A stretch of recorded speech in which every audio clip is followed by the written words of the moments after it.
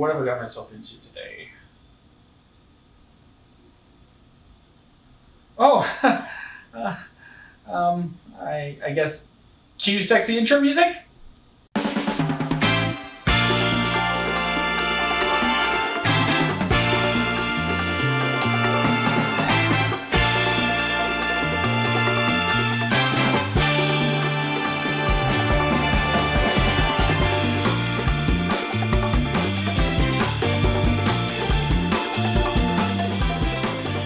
Hi, my name is Ross Gustafson and welcome to Tesla Volta Games. Today I am teaching you Food Chain Magnate. Food Chain Magnate is a game that came out in 2015 by Splotter Spellen.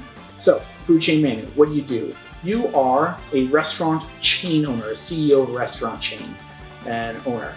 And you're going to get your restaurants onto the board and they're going to serve customers. To serve customers, you need to create demand for the products, which could be burgers and pizza and all this kind of stuff, and create demand.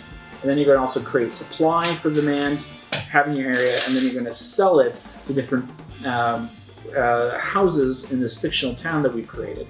And other people are going to do the same. And whoever can sell to, the most amount of, get the most amount of money from selling goods to these houses is going to be the winner.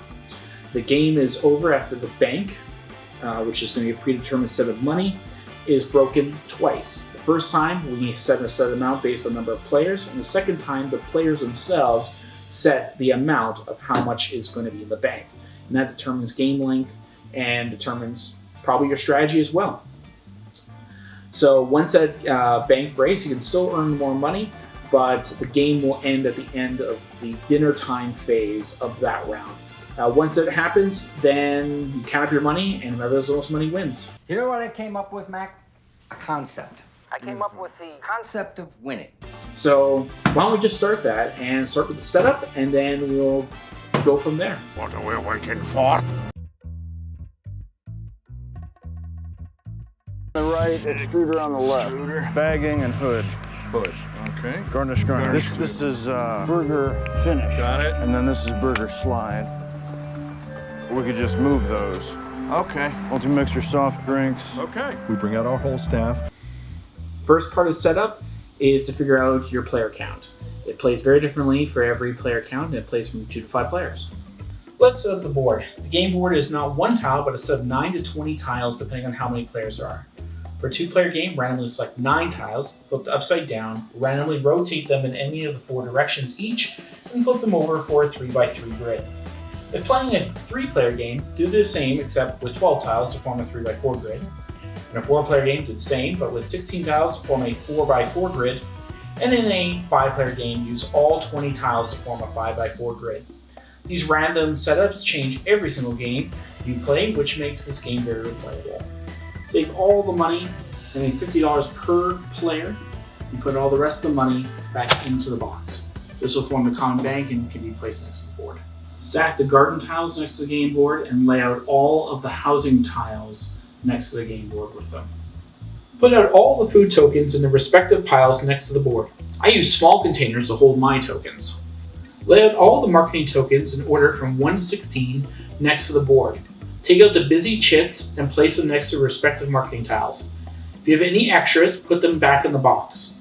If you're playing with 4 players, remove number 16 and its busy chit from the game. If you're playing with 3 players, remove both 15 and 16 from the game. If playing with only 2 players, remove number 12, 15, and 16 from the game. Lay out in the common area all the milestone cards. There are multiple copies of each of the milestone cards. You can see the milestone cards listed in the rulebook, and you can see them listed on the back of the player aids. Lay out in the common area all the employee cards. All the employees in the game form a tree, so try to emulate that game structure. The rulebook and the player aids both have a diagram of this tree structure. Have every player pick the restaurant chain they want to use. They're all the same gameplay-wise. Give each player 3 restaurant markers and their turn order marker for the restaurant chain. Once all chains are chosen, place the remaining restaurants and turn order tokens into the box. Place the turn order track next to the board. Randomly select the initial turn order, then place the players in order, starting with the 1 position on the turn order track. Give each player a CEO card. This represents you, the player, the CEO of your restaurant chain. Mac, I'm the president and CEO of a major corporation with land holdings in 17 states. Give each player a player aid. It forms a nice menu for the game to order for your employees and your milestones from, as well as tell you how to play the game. Can't wait till I order from this menu. Looks like meat's back on the menu, boys! Give each player 3 reserve cards, a $100 card, $200 card, and a $300 card each. Then, keep these facing down in their player area. Now we need to set up the initial restaurants. Each player is going to need to put one of their restaurants on the board. Okay, the restaurant tile, needs to order any side of any road here, any road on the map. As well, oops, there we go. Any tile can not be on any of the printed spots. That's roads, houses, drink stations, and in the future, any other tiles that go onto here, including restaurant tiles. The restaurant can be rotated in any direction as long as it follows all other rules. This is the entrance. So here, it has this line here, and that's the part that needs to be touching the side of the road. As well, restaurant tiles can be in between 2 different tiles, like so. So even though the restaurant is in one tile, the restaurant can be on the border between the 2. As well, restaurants cannot be in the same tile, at least in the initial setup of a different restaurant. So you see here, this restaurant is on this side, and this restaurant is here. This was the second player placing down. They couldn't put it here, they couldn't put it here, but they could probably put it over here, and that is fine. There's actually 2 rounds which they place tiles out. There's the first round, we go in turn order, and the second one will also go in turn order. But, so in this example, we have Gluttony Burgers and Golden Duck Diner. Gluttony will go first. They can choose to either place a tile down, or they can pass. Let's say Gluttony decides to pass. They want to see what Golden Duck Diner is going to do. Golden Duck Diner has a choice of also passing or placing down a tile. They're choosing to go down first. I think they want to go down here, nice center spot in between 2 tiles. Sounds like a great spot. Now we have a second round. Gluttony must put down a tile in the second round. They cannot pass again. So Gluttony's going to put one down, I think right here. And now Golden Duck Diner cannot put down a second tile. They only can put down one initial tile at the beginning of the game. Everyone's going to have 2 tiles remaining of their restaurant tiles. They're going to stay in their player area until later in the game when they can add more tiles. Okay, finally, there is one more step to the setup, and that is reserve cards.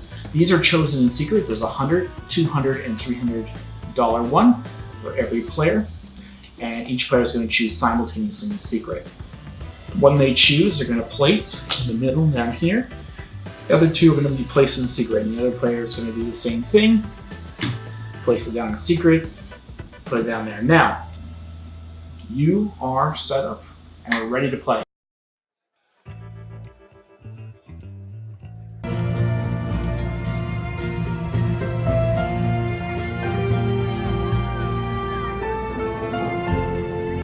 Let's talk about dinner time. Dinner time is the 4th phase of the game, and this is where we resolve the selling of goods to in our restaurants to the houses in our fictional city here. And it's always resolved in the same way. We resolve each of the houses in order from lowest number to the highest number that's on the board. Then, once we've sold goods to all possible houses that we can, then we will pay our waitresses. And they will be paid, and by they, we, who played the waitresses, will be paid $3 in cash, or if you happen to have the milestone of first waitress played, you get $5 cash per waitress that has been played. Now in this phase, it is possible that the bank can break. That means that all the money in the bank is now gone. As soon as all the money in the bank is gone, the very first time, we're going to add money based on the amount from the reserve cards. Okay, and we just add up the amounts here, and that is our new amount in the bank. And we keep playing, and we keep drawing money from that bank. The second time the bank breaks, it's going to be game over. That only happens at the end of the round. So if the bank breaks in the middle of the round, you keep playing the round. There's more money in the box. Keep using it, or write it down, whatever you need, because it's not limited by the amount of dollar bills. And once we have completed the end of dinner time, then just count your money and see who wins the game. In this example, we're going to show you just basic how we're going to sell goods. So what is demand? Demand are one of these tokens. There is burgers, pizza, cola, beer, Malt beer. and lemonade. Those are the goods that can be placed onto houses. Until they are on houses, there is no demand, and it's only the houses with those tokens. And those tokens could be 0 or it could be up to 3. All right, and it's potential to get more than that with the addition of gardens, which bring the total on a house up to 5. But for the simplest example, here we have house number 5, and it is demanding 1 pizza. If any player can fulfill all the demand on a single house, then they get the money for that, for selling those goods. It just so happens that the Gluttony Burgers player has a pizza in their supply, so they can sell a good. No one else has pizza, only they have it. Now, the other qualifier for them is they have to be able to travel to the house, from the entrance of the restaurant to that house. The entrance must be orthogonal to a road, orthogonally into a house. Restaurants can't simply just be touching the house, the entrance. It has to be touching the road for it to sell to that house. As well, let's say the restaurant was over here. There is no way that this restaurant can get over here because these roads are separated. If the restaurant was here, it could not go here because the entrance is up here touching this road and not down here. Now, even though these are on separate game tiles here, we can go from the entrance orthogonally to an adjacent road. This is still adjacent. Okay, so in this case, the Gluttony player would sell 1 pizza. So we take the demand off, and it has to be all the demand, so there's multiple different things to demand. That player has to be able to fulfill all of it, or they get none of it. They take the supply that they have, and it goes back into the game common supply. The player, by default, gets $10 per good that they sell. So in this case, they sold 1 pizza, they get $10. As well, after they get the money for selling to the house, they see, was there any good here? This is the wrong one. We'll fix that. Okay, cool. So, first pizza marketed. Plus $5 for every pizza sold. So in this case, because they were the ones who first marketed this pizza, they're getting a bonus of additional $5. If they sold 3 pizzas, they would have done 30 plus 5 for each pizza, they're doing $45. We keep going. House number 7 has cola, it's demanding cola. But unfortunately, nobody has cola. So Gluttony players have cola, neither does Golden Duck Diamond. So the man sits there and does nothing. This house number 10 is the only other house with supply. It's demanding beer. That's this green one, with very similar to this, just slight bumps on the cola, and this is flatter on the beer. Anyway, just in case you'd like to know. So the beer that they sell, they put 1 in the supply, 1 from their personal supply, and it goes into the game supply. These components are not piece limited. In the same way, they would get $10, and they have a bonus for first drink marketed, so they would get an additional $5. Another scenario that you could find is here. So this house has 3 demand on it. It has a pizza, it demands a burger, and it demands a lemonade. I mean, it could be any combination. It could be all 3 pizzas. It could be 2 pizzas and a lemonade. It doesn't matter. But in this case, we'll have these 3. And the closest player here, Gluttony, is the only one. They have a pizza and they have a lemonade. The other player only has a beer, so they're not even in the running. Well, they take a look and they want to sell to this house. But the problem is they can't fulfill the whole demand of the house. So what happens? Food's going to go to waste. The end of the turn, it's going to just rot, and the food that is on here is just going to stay in demand. You need to be able to fulfill all the demand. If they also had a burger, then they could have made $30 plus any bonuses they would have gotten for that house. So you lose. But maybe later on, if there was another house that had a pizza and lemonade demand on here, they could have sold that later on in the round. So let's take another look at another scenario. So what happens if 2 people or more can fulfill the same demand for a house? So for example, here we have House 10. House 10 can be fulfilled by either Golden Duck Diner or Gluttony Burgers. They both have a beer in their supply. So they can both sell to the house. So who gets to sell it? Well, this is where there's a slight bit of math you have to do.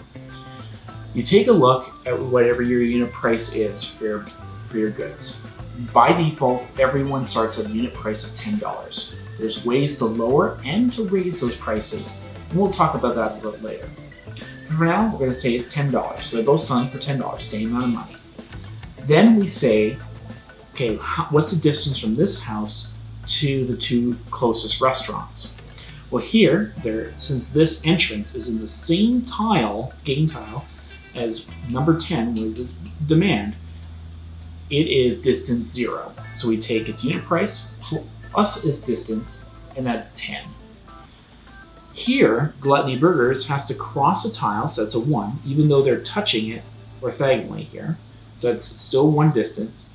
And then across another tile here, that's 2 distance. So 10 for unit price plus 1, 2 distance is 12. Since the lower amounts are Golden Duck Diner, they're the ones who get the demand. And even though Gluttony Burgers still has that beer, it's to waste. They don't get anything. Golden Duck Diner gets all the money for that house. Business is war. It's dog eat dog, rat eat rat. If my competitor were drowning, I'd walk over and I'd put a hose right in his mouth. Now let's say we had a situation where Gluttony Burgers had their restaurant right here in the same tile. Well, now they're the same price. So what do you do in this situation? Let's put this back. So they both have supply, they both have the same unit price, and they're both the same distance. Ties are broken by whoever has the most waitresses in working that day. In this case, Gluttony Burgers has a waitress. There is no waitress in Golden Duck Diner working right now. So the money and the supply goes to Gluttony.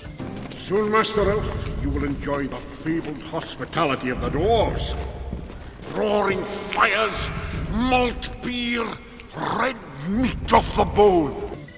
Now let's say we have another tie. There's no waitresses at all. This waitress, they're on the beach. They're not being worked this round. So what's happening now? Then whoever is higher in the turn order is going to break the tie. In this case, it will also be Gluttony Burgers. So they didn't even need the waitress to break the tie. They'll break the tie based on turn order, and we'll get the money. Now there's of course all kinds of combinations that you can do, and different scenarios and so forth. There's one more scenario. As I mentioned, there's unit price. So by default, everyone has a unit price. Well, these orange employees that we have, the discount manager, the pricing manager, and the luxuries manager can increase or decrease the price. Pricing managers are basic employees. They can decrease it by $1. Discount managers for every 1 plate can decrease it by 3, and luxury managers can increase it by 10. What does that mean? That means you're actually selling your goods, all your goods, no matter what type they are, for different prices. So let's say I had a pricing manager play here, and we had this scenario here.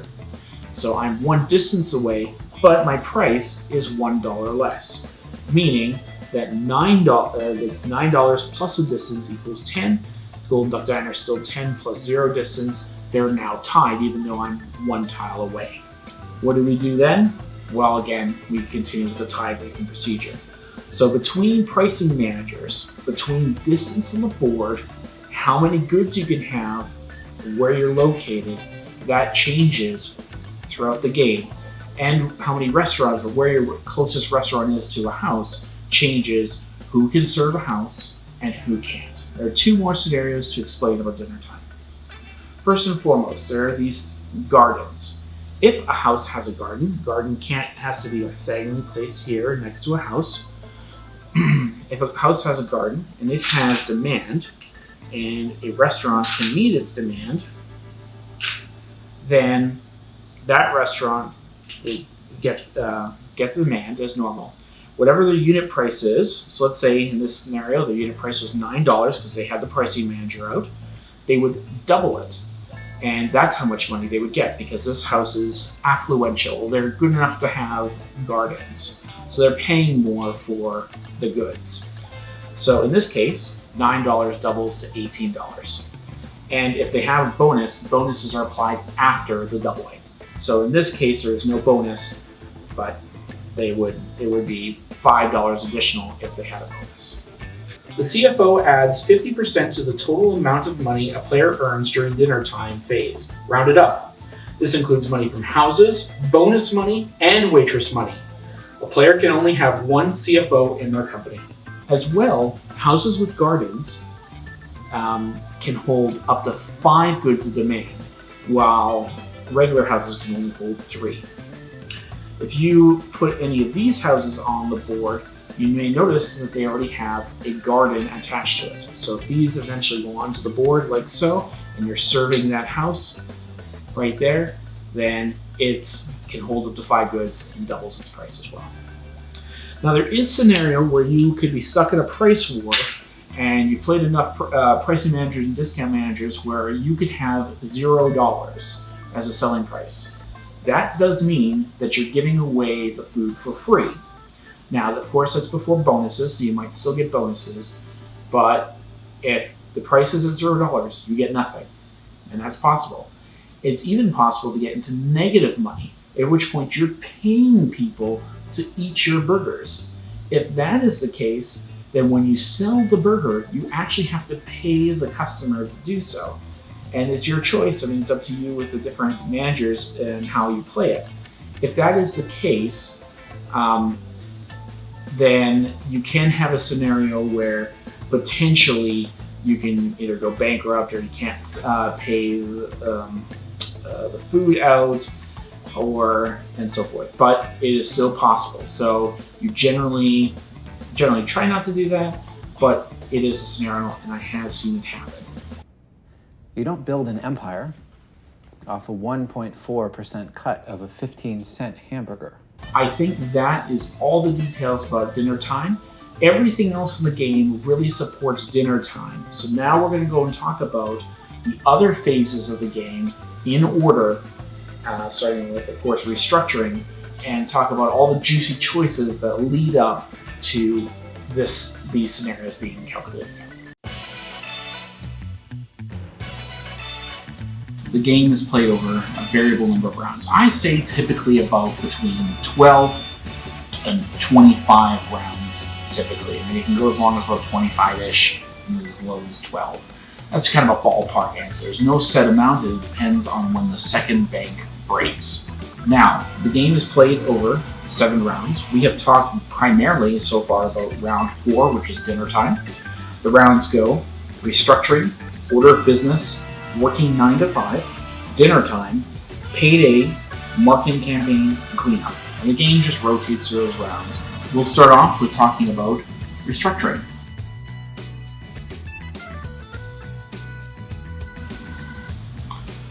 Now, restructuring is fairly simple. It is deciding what employees you have in your employee stack as you collect these over the game.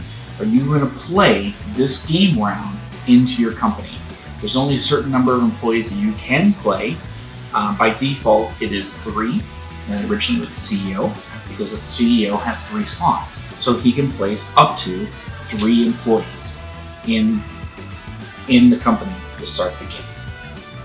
But as you go throughout the game, you can gain more employees by getting the management trainees and other management employees. So, what are the rules for restructuring? Well, you must always have your CEO in your structure, and he's always, or she, is always at the top of your structure. So, this representing you, you're going to have a simple employee structure. E, in this case, is going to be on top with the 3 employees underneath, or up to 3 employees. You don't have to fill in all the slots if you don't want to, and there are advantages to not filling the slots. The second rule is you can't have employees underneath employees unless they happen to be these special management employees. They're designated with the black and they have slots under them. And you can have employees underneath them.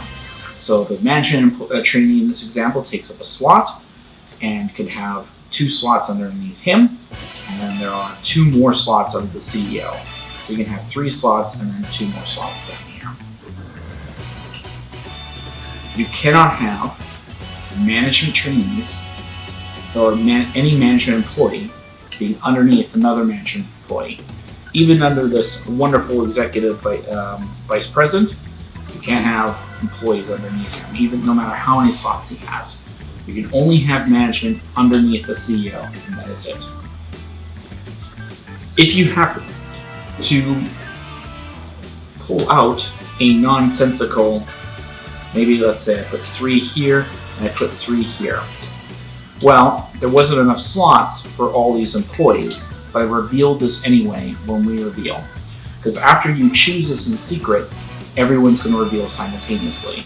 So if I see, okay, Junior Vice President has 3 slots, I put 3 here, I put him underneath the CEO, and I put 2 more slots, and then I accidentally put a 3rd one here, even though there wasn't a slot for this employee, then everybody, except for the CEO, goes away onto what we call the beach. And the beach is a spot for all employees who are not working that game round or that day. They're all going to be on the beach. And it's just an old term meaning not at work. Okay? So all the employees get forced on the beach. Any employee you don't put into your structure that hasn't been revealed, they're on the beach. And there are certain things you can do with certain employees on the beach, but generally speaking, any employee that's on the beach cannot be used for the rest of the game round for their powers and abilities. Now, the other rule is later on in the game, there will be reserve cards revealed, and it can possibly change how many slots the CEO has based on reserve cards. So we'll talk about that just now. So in this case, because I have this new reserve slot for $300 underneath the employee, that means I have 4 slots for the CEO rather than 3. Or in this case, with $100, I only have 2 slots underneath the CEO instead of 3. So, how do we determine how many slots? Well, when the first bank breaks and you reveal the reserve cards, you put in the money that you normally would, $100 to $300. And so this would be $400 and would go into the bank. In this example, we take a look to see who has the most reserve cards, like which amount has the most reserve cards in the pile. So there's one $300 one, there's one $100 one. Doesn't matter who threw it down. You notice that it's a tie, it's 1-to-1, and there's no $200 one thrown in the pile. So then, to break the tie, we see which one is a higher value. In this case, it's the $300.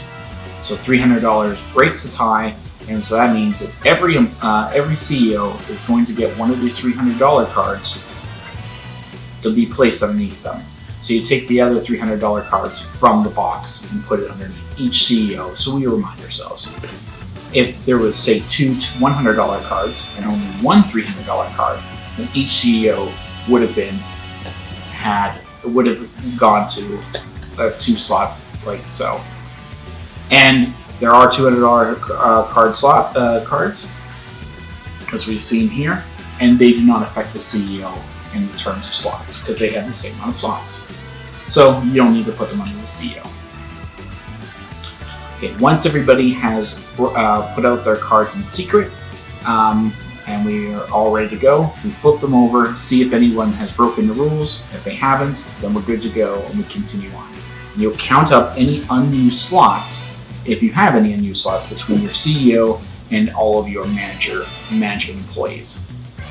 And that will determine player order for the next round. One more rule about before we go on to the next phase of the game, is whoever is in your on the beach is public knowledge in general. Whoever is in your company structure is also public knowledge. Your employees are public knowledge.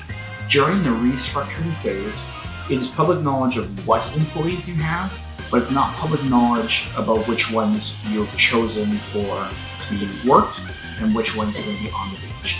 If somebody asks you, do you happen to have a CFO, then you must answer truthfully. But you can't say, I have a CFO on the beach, or I have a CFO working.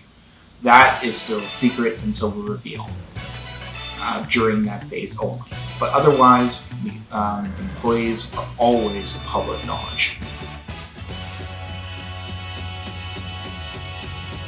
And speaking of the next round, let's talk about the next round, which is the next phase. Sorry, not next round. Next phase, order of business. So whoever has the most open slots chooses first. And so, easy way to do that is we have the turn order track. And we just go, okay, they both have tied for slots, so then it goes in order. Gluttony Inc. Can choose to either go first or second, and they choose to go second.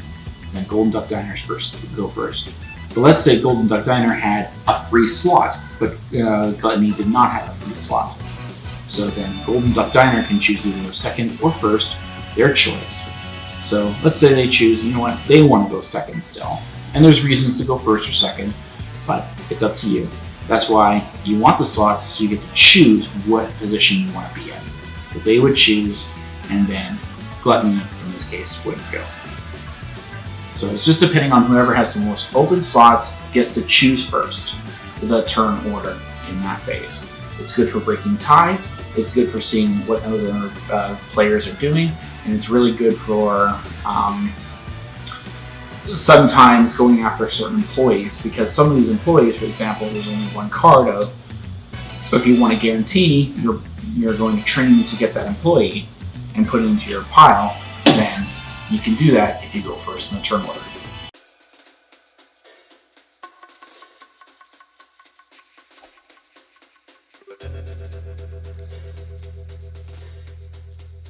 The next phase is the working 9 to 5 phase. And that actually is the phase where I think most of the crunchy decision making in this game happens. I mean, there is some in restructuring and in the Payday, but really most of your most important descriptions are all happening in this phase. That's why it's the most complex, and it has its own sub-phases in it. And these sub-phases are, in this order: recruit employees, train employees, initiate marketing campaigns, get food and drinks, place new houses and gardens, and place or move restaurants.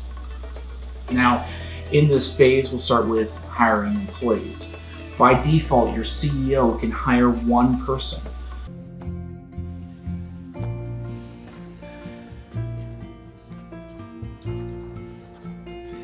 The employees that you can hire are all these ones with an arrow in the top left-hand corner.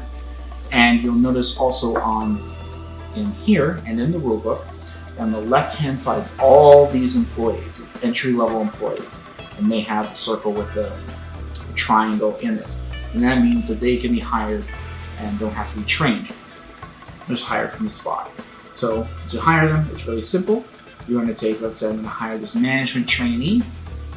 I take him, and he's my hirer for the scene. And he goes onto the beach with the rest of my on the beach care people.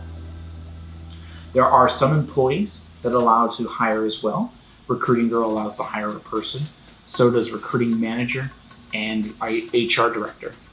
The recruiting manager can hire up to 2 employees, that's why I have the 2x, and the HR director can hire up to 4 employees, which is why she has 4x on her. The next subphase is training. So training allows you to take any employee, including any ones you just recruited, and allows you to train them up to their next spots. Now, what employees can be trained and to which employees? Well, you see also in your handy dandy chart here, there are some arrows pointing out from certain employees. Not all employees can be trained to hire employees, but let's say this management trainee can go into all kinds of these different branches, into new business developer, junior vice president, luxuries manager. Well, say someone like a marketing trainee can only become a campaign manager. He has this very simple path. So you follow the arrows on here, and you can also see on the cards, let's say management trainee, you know that he can be trained into a junior vice president, a luxuries manager, and a new business developer just by the text on the bottom of the card itself. Let's say I wanted to train this junior vice president and I wanted a local manager. So what I would do is I would take him, put him back in here because I'm training him, and I would pick up the local manager. The only way to train employees though is by playing trainer cards. CEO cannot train, but trainers, coaches, and gurus can train. And they're simple. You play them out. They allow you to train 1 person. Coach allows you to train up to 2 people or 1 person twice over. And the guru allows you to train up to 3 people or 1 person up to 3 times in any combination thereof. Finally, after about 6 hours of this, we get it just right. It's a symphony of efficiency, not a wasted motion.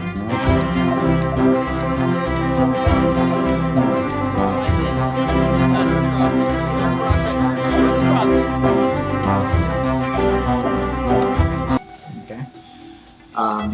Note about training: you cannot train. You can't use multiple trainers on the same person. So I cannot take a manager and trainee and take 2 trainers and try to train him immediately up from manager trainee all the way to vice president, even though that's 2 spots and there's 2 trainers. They cannot. 1 person can train this manager and trainee to a junior vice president, and then someone else could take, say, this marketing trainee or some other employee I was in my beach and maybe train him up to a campaign manager. One more rule about about training. You may notice that some of these employees have the 1x. That means that you only have 1 of these in your company at a time. This doesn't matter too much in a 2-player game because there's only 1 of these cards out here. But say in a 5-player game, if you have, say, 3 of these CFOs available and you're the first one to get a CFO, you can get your CFO, but then no one else, other people can get the other 2 CFOs, but you can't get a second CFO or a second executive vice president or second guru, and so on and so forth. One more rule about training and hiring. If, let's say, this pile of management trainees is gone, then, and it's been passed around to all the players, then you cannot hire management trainees. Same thing with training. Let's say there are no more, let's say there's no more coaches, for example, and you want to train more junior vice presidents into coaches. Well, guess what? You can't do that anymore because the pile's gone. It is limited. The employees are limited by the cards that are in the piles here.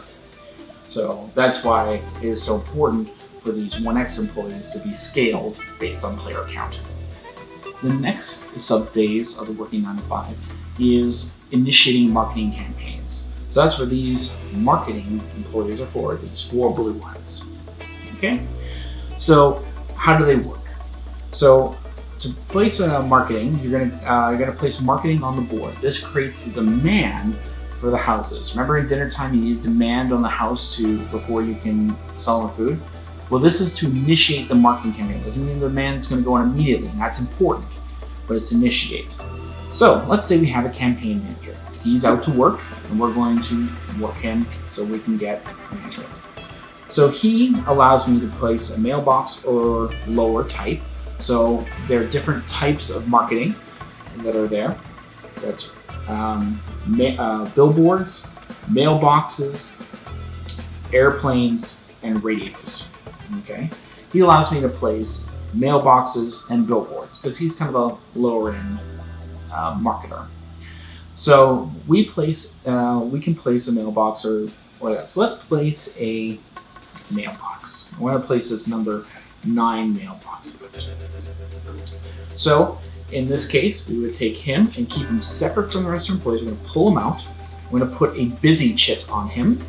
So that indicates what marketing he is doing. So he's doing number 9. And we go from the entrance of a restaurant, so that is Gluttony Inc., and we're going to go to any road, any place where we can put this. Now, for these tokens, for 3 of the 4, that's billboard, mailboxes, and radios, they're placed in these empty white spaces. They cannot go on any printed board or any tile. So I can't just put it on here, on a restaurant. I can't put it on this house. I can't put it on this drink station or on the road. I've got to put it in these white spaces. So, and it works with range. So he has a range of 3, and he goes by roads because he's got the little interstate sign on there, the highway sign.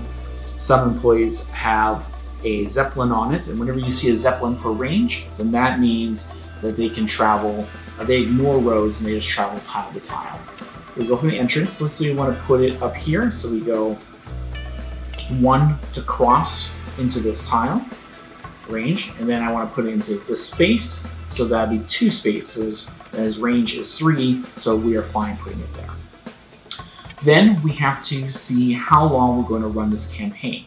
So in this case, there is a max duration of 3, so I get to choose which of these foods I want to do. So let's do 3 burgers. I can do up to 3, so to signify that, I'm going to put 3 burgers on here. That means that when it's on a marketing tile and there's 3 high, that means it's going to deliver demand to houses that are affected by this marketing 3 game rounds. And it's all going to be with burgers.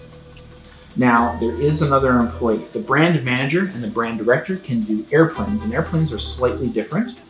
And since these employees have unlimited range and they can go anywhere on the board, the airplanes can go in along any edge of the board. So you just pick some tiles that it's going to touch. You're going to put it on, say, the brand director or brand manager, the busy chit, and then you're just going to, it's going to affect houses in a different way. But and we'll talk about marketing in the marketing campaigns. But just for now, just know that it's going to go around anywhere around the edge of the board. The next subphase is getting food and drinks. It's pretty straightforward. Depending on the employee that you have, let's say you have this errand boy, you can choose 1 food of any drink, 1 drink of any type. So the drinks are lemonade, cola, and beer. Malt beer. So you can pick up 1 of those just right off the hop. The kitchen trainee, he can produce 1 burger or 1 pizza. The rest of the kitchen employees are pretty simple. They're either producing burgers or pizzas of a certain amount, says on the card. But the cart operators, truck drivers, and Zeppelin pots are a little different. They use the road range instead of just picking up and reading. So they're going to travel these drink stations along the board. So they would travel by the road up to a maximum range. The Zeppelin pilot goes by tile, and he picks up, starting from his home tile, 1, 2, 3, 4, or 1, 2, 3, 4, or whatever you would like, 1, 2, 3, 4, and he picks up all the drinks inside that same tile. The rest of them have to go by road, and every drink station they pass by along the road, they're going to get that 2 or 3 drinks from that station. Zeppelin Pop picks up 2 drinks from every station he crosses. And so along the route, and they're going to go by road at either 2 or 3. Okay.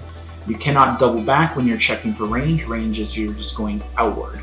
So you can go by any road in any means until you're out of your range.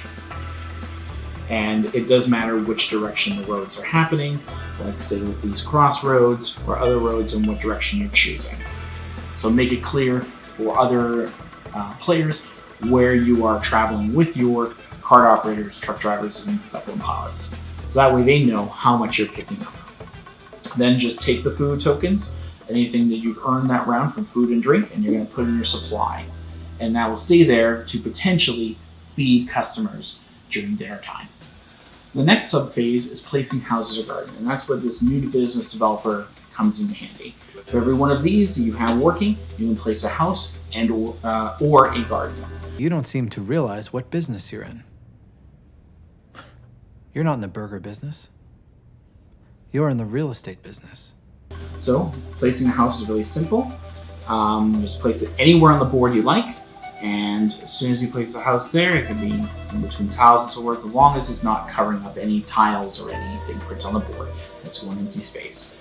So, and you can choose any of the houses, any of the numbers on the houses. Just remember, the houses that are here will trigger based on the number. So if you put this number 1 here, he's going to trigger first for food and so forth in future rounds. The next thing is you can, instead of doing a house, you can improve any of these houses with a garden. As we mentioned in dinner time, that improves the amount of food. It can hold up to 5 food to demand in the house. As well, any houses that are selling food, it will double the value of whatever the unit price is. So if you're selling burgers and pop and whatever for $5, you'll get $10 for each house. Or you're selling it for $10, you'll get $20 for each item with a house with a garden. Just remember, you can't have gardens hanging off the edge. They've got to be hexagonal and got to be touching 2 on here. The last sub-phase that we'll be talking about is placing or moving restaurants. So that's for the local managers and the regional managers. Local managers, they can only place new restaurants, and they have a range of 3. They come from out here. Placing new restaurants is pretty straightforward. It follows the range rules as anything else, and you can place them just like any of the rules you had earlier, except the only change is between this and the initial restaurants is you're now allowed to place these restaurants onto tiles that are shared with other players, or even shared with yourself if you really want. And you can rotate it any way you like. Just remember, the entrance must be orthogonally adjacent to a road. I'm Harry Sonneborn, and this is Hurry over to McDonald's, now serving family communities from coast to coast. You're probably only minutes away from America's favorite restaurant. Moving new restaurants, let's say I have a restaurant here, and I like that. And moving new restaurants is also really simple. You can take an existing restaurant and move it elsewhere. Since only the regional manager can do it, he has unlimited range, you can move a restaurant in any spot on the board you like.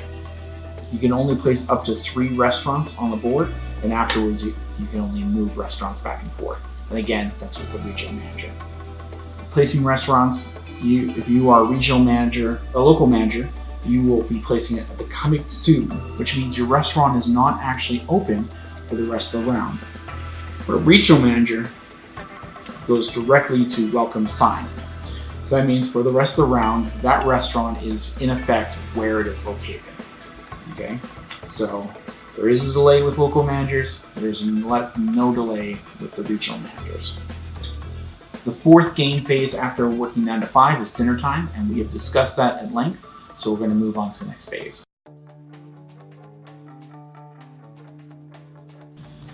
The 5th phase of the game is Payday.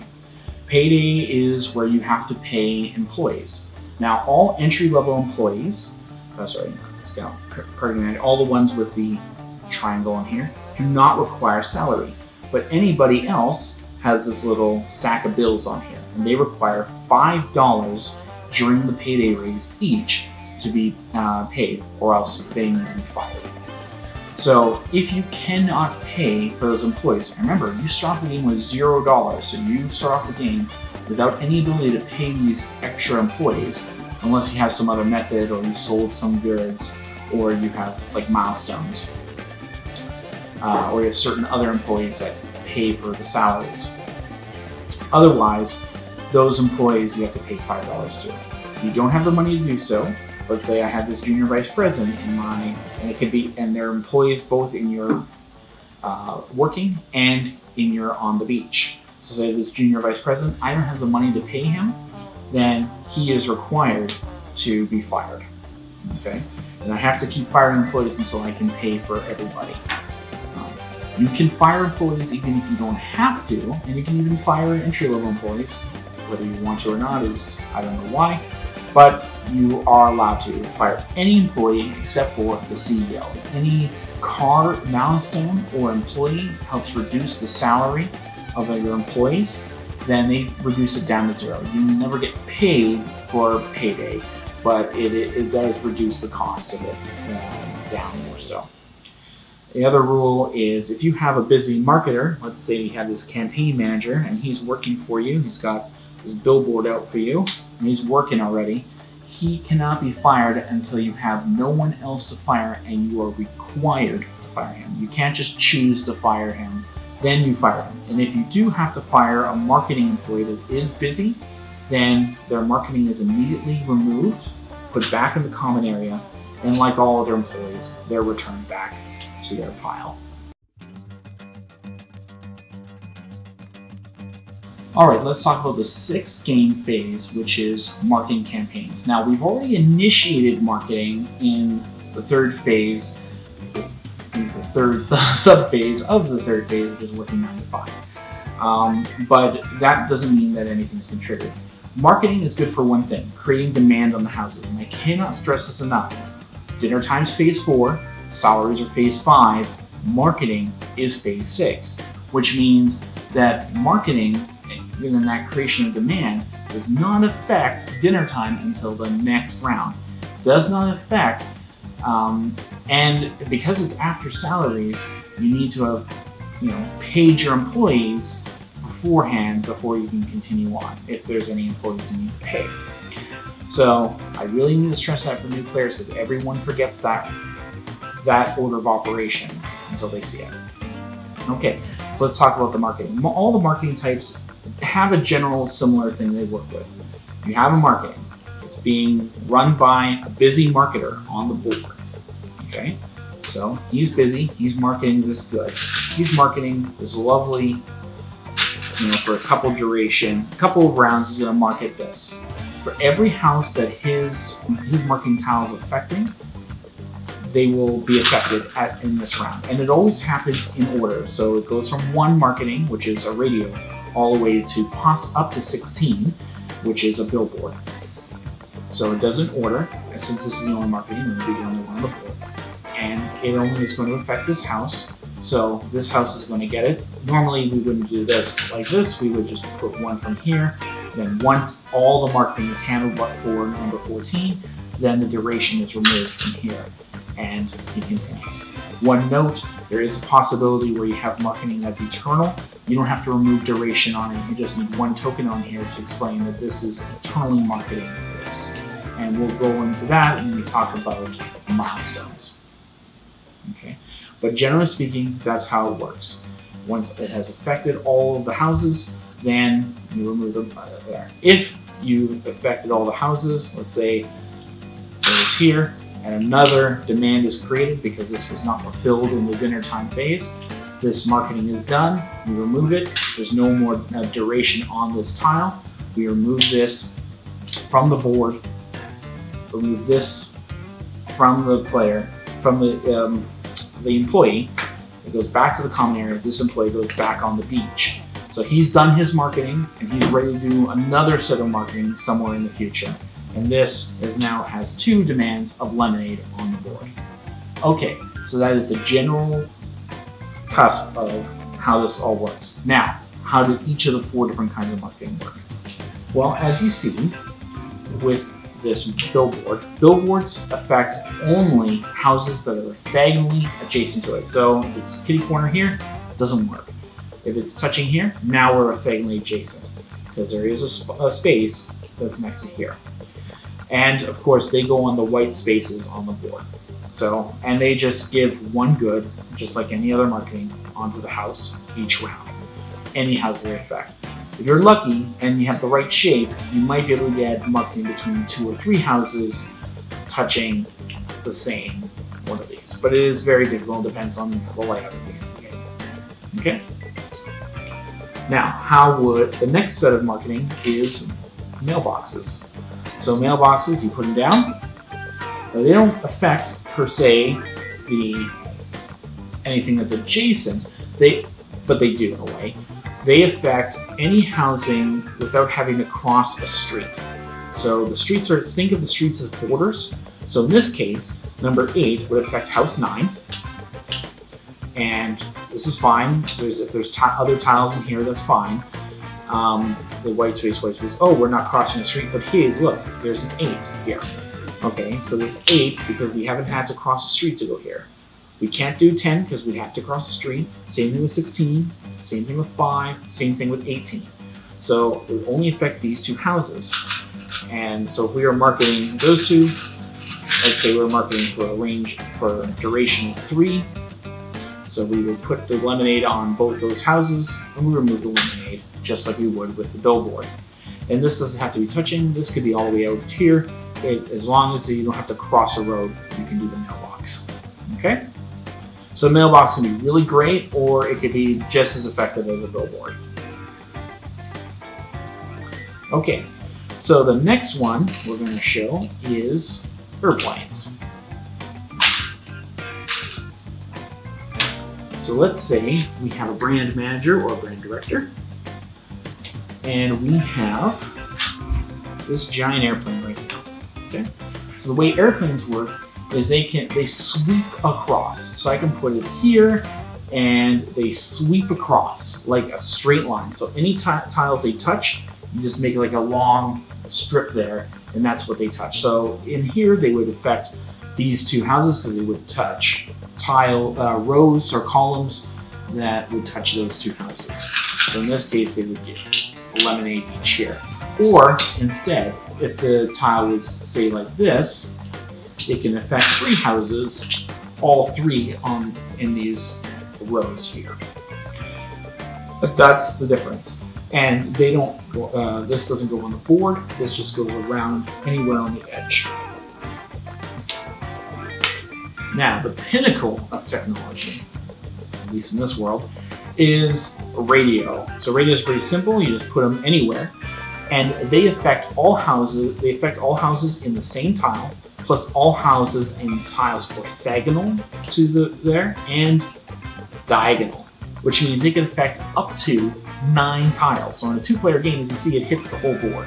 You put in the center tile. So every single house, if we were marketing lemonade, every single house would be hit with lemonade. And because they're such a high number, a low number, they go first in the order before anything else, which means they're going to be hitting all these houses before anyone else. So they are definitely the best marketing tool in this game. One more thing I forgot to mention about marketing. So when you have a marketer and he is working and he is busy, and he's still busy after the marketing phase, you don't have to worry about him in future phases of needing an open slot for him. He is already working, he is separate from your working tree, and you're on the beach, so then you can continue to use other employees. Until they're done their marketing and they return you're on the beach, then they would need to go into a slot to be used in the future.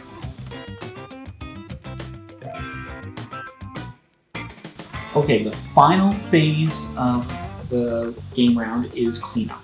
So, what do you do? Pretty simple. It's, as you say, cleanup. First thing you do is any employees that are in working and on the beach, combine back together, you go back in your hand, CEO stays out, of course, and you will be used this for the next restructuring phase. Any food you have is immediately thrown away. So any food you've collected, it's gone. In the garbage. You gotta produce new food next turn. Where the, silverware, the plates, and everything. You just eat it straight out of the wrapper and then you throw it all out.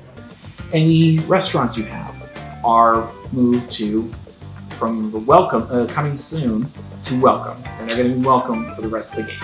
So now you can use restaurants if you had a local manager and allowed you to place a restaurant. Let's say any milestones that were triggered, like say this first waitress card, that any remaining cards are thrown away. They're removed from the game. They're not going to be used anymore. You could quicken this up by throwing these away if you know that no one else is going to trigger it for the rest of the round as soon as it triggers. Right? If only one person's going to trigger it or a couple people are going to trigger it, you can throw these back into the game box. And then that's it. Just one more thing about the milestones before we get into it. When it triggers, people can take the milestone. If it's something that triggers during the game round, you can wait on it. If it's something that triggers at one specific point in the game, like say first waitress played, is only triggered basically at the end of the restructuring phase because you know who's playing the first waitresses, so you can get the cards there and throw it away at that point. But everyone who has the opportunity or can have the opportunity to fill a card is allowed to, and then at the end of that round, it's gone. Okay, that is it. That is it for the game structure. You can just play that over and over again and keep playing.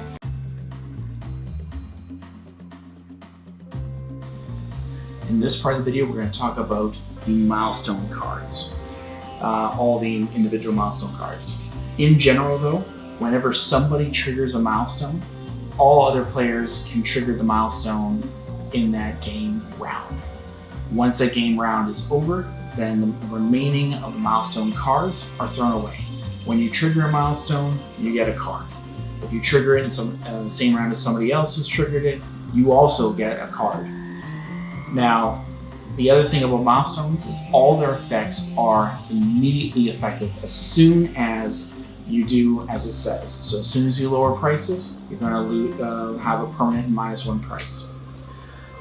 Keep all your milestone cards face up in your player area so you know what milestones have been triggered and you know which milestones that you have bonuses or effects for. So just keep it in there. Alright, let's talk about the milestones. The first player to have $20 in their player area, even if they lose it later, gets to look at the reserve cards and then place them back in secret. This gives players a chance to have knowledge and alter their strategy if need be. First player to have $100 in their player area gains the ability of the CFO without having to own the CFO. In fact, that player must immediately fire any CEO they have, and they cannot hire any CFO for the rest of the game. However, they won't need it because they have the ability, which is now automatic. The first players to hire 3 or more employees in a single round gains 2 management trainees placed onto their beach. First player to play a waitress card gains $5 per waitress instead of normal $3. First players to throw away food in the cleanup phase, i.e. not sell it, gains a refrigerator for the rest of the game. This means they can keep up to 10 goods of any variation of their choice, and they get to keep the same food from round to round. First player to lower prices gets a permanent -$1 for the rest of the game. This -$1 cannot be undone, and it is cumulative with the lowering of other prices. The bonus the -$1 is in effect immediately. First player to train an employee pays $15 less in salaries to a minimum of $0. This allows for some easy early game training. First player to pay $20 or more in salaries is allowed to use multiple training type employees on the same employee. That includes trainers, coaches, and gurus. For the first burger produced, a player gains a burger cook, but needs to pay their salary at Payday. First pizza produced gains the player a pizza cook, but again, salary will be required to keep it. For the first errand boy played, the player is allowed to gain 1 more drink from each source and 1 more drink from errand boys for the rest of the game. The second drink from an errand boy must be the same type as the first drink. For the first cart operator played, cart operators, truck drivers, and Zeppelin pilots add 1 to their maximum range for the rest of the game. First burger, pizza, and drink marketed gains a bonus of $5 for each of those items produced respectively. Remember, this $5 is not doubled due to gardens and does not factor into the unit price. But the 50% bonus for the CFO does factor in money made from these bonuses. First billboard placed changes the duration of all your marketers to eternal. That means once a marketing campaign is started, it never stops the rest of the game. However, all marketers are free, so no salaries are required for any of them as long as you have this milestone. As well, all the marketing tiles you can flip them over to their eternal side to show that this belongs to an eternal marketer. First Airplane campaign allows the player to have 2 bonus open slots for the purposes of the Order of Business phase to calculate who chooses player turn order first. Finally, the first radio campaign allows all radio campaigns started by the player to generate 2 goods of demand on each house each round instead of 1, but only the radio campaigns. The other campaigns run as normal.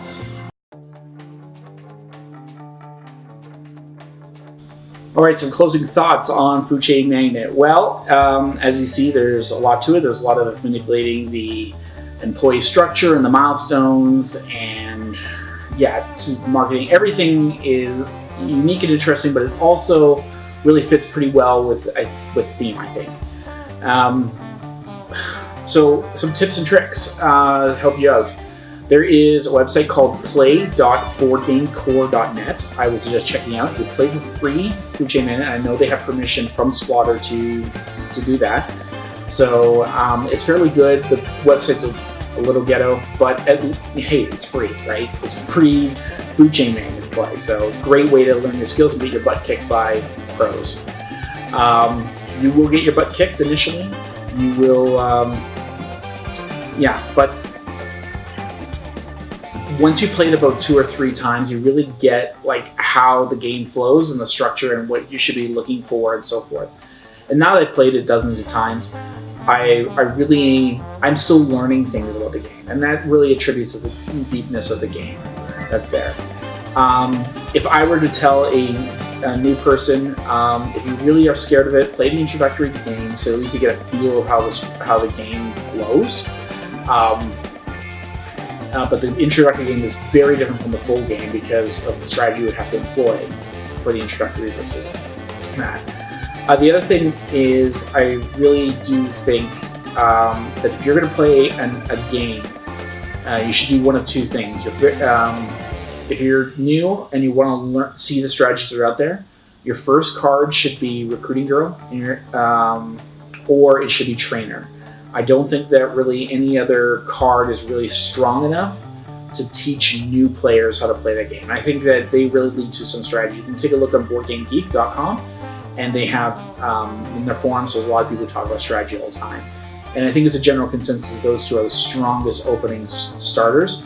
But I've seen some other opening starters that actually work really well. And depending on the situation, the board state, how many players you're playing, you can start with other cards. But Recruiting Girl, Trainer, that's generally a good way to go with that. Especially if your first half dozen games or even dozen games. And realize that you can make mistakes in the first, second, third turn, and you can lose the game. Oh, the other thing that's really, really, really important, I cannot emphasize this enough, you always do marketing after dinner time. And because of that, you have to always wait a turn minimum before you get to be able to sell food. So, and if you buy anybody who is like a pricing manager and pricing, you won't be able to use them right away, right?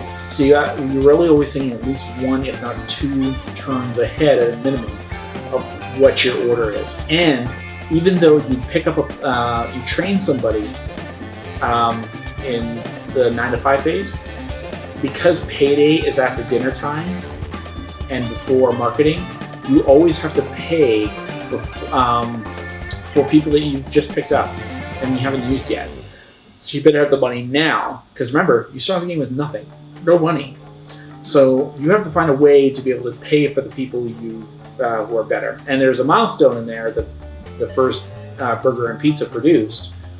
Those 2 milestones give you a pizza cook and a burger cook immediately. But unless you can pay for them, it is you're going to lose them right away.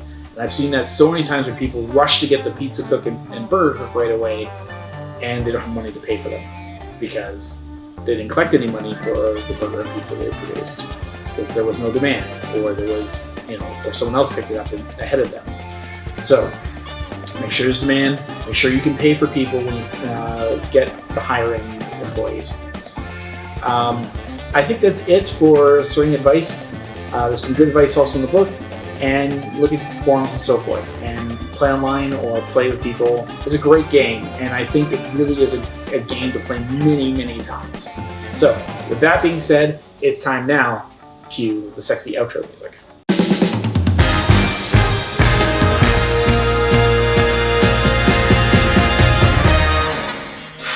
Well, first video in a long time, glad it's done. Thank you for watching, and if you like this video, hit the hit the like button, and if you want to subscribe to our videos, we will have more, hit the subscribe button and hit that little bell notification so you get notified when a new video comes out. Alright, okay, this is a pretty heavy strategy game. Let's hope the next game is not so heavy and not so difficult. 1846, the race for the Midwest.